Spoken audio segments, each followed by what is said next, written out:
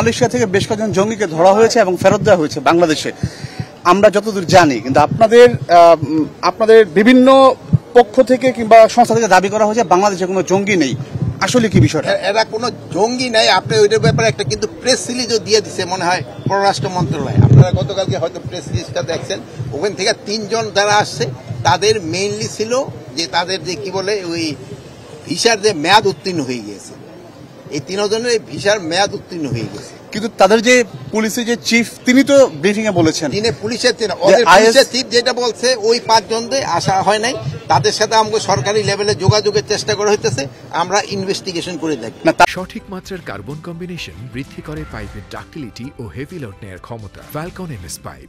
যে আইএস এর যে স্টেটের সাথে যোগাযোগের যে বিষয়, কিন্তু এই জঙ্গি সম্পৃক্ততা, আপনারা কি বাংলাদেশে কোনো জঙ্গি খুঁজে পাচ্ছেন? না, বাংলাদেশে এদের কোনো সম্পৃক্ততা নাই। স্যার, কিন্তু ওখানকার আইজিপি বলছেন যে তারা বাংলাদেশের আইএস ইউনিটের জন্য অর্থ সংগ্রহ করে। ওখানকার আইজিপি কি বলছে আমি জানি না। তো ওখানকে থেকে আমরা যেই মেসেজটা পেয়েছি অফিসিয়ালি লেভেলে, আমরা কোনো সরকারি লেভেলে মেসেজ পাই নাই। আমরা এইভাবে বিভিন্ন মাধ্যমে আমরা যে মেসেজটা পেয়েছি ওইটার একটা কিন্তু প্রেস সিরিজ আমাদের পররাষ্ট্র মন্ত্রণালয় থেকে আপনাদের দেওয়া হয়েছে। স্যার, তাহলে এটিইউতে কেন দেওয়া হলো? ইমিগ্রেশন পুলিশে কেন দেওয়া হলো না তাকে? ইমিগ্রেশনের থেকে তো এটিইউতে নেওয়া হয়েছে, অসুবিধা কি?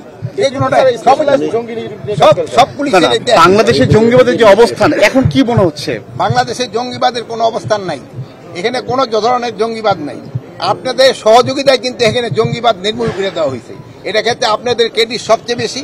আপনারা সবাই মানে কোনো ধরনের আপনারা এই যে গত 10 মাসে কোনো একটা ইনফরমেশন দিতে পারছেন জঙ্গিবাদের?